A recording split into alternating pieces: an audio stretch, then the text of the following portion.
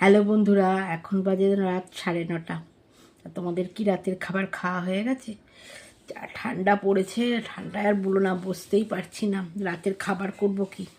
তো আজকে তো সোমবারে আমার নিরামিষ। সকাল থেকে আমি আজকে একটাও ভিডিও বানাতে পারিনি, এত ঠান্ডা।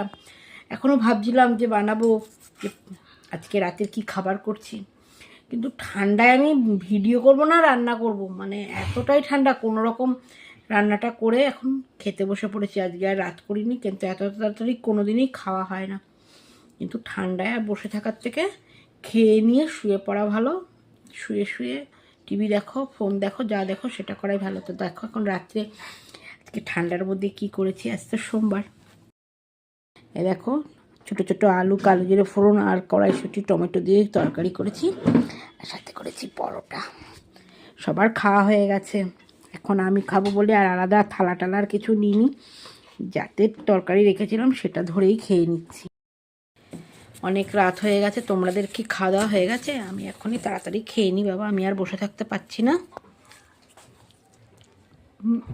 যাই হোক, ঠান্ডার মধ্যে তোমরাও তাড়াতাড়ি খাওয়া দাওয়া করে নাও। দেখা হবে পরের ব্লগে। আমি আর কথা বলতে পারছি না। টাটা।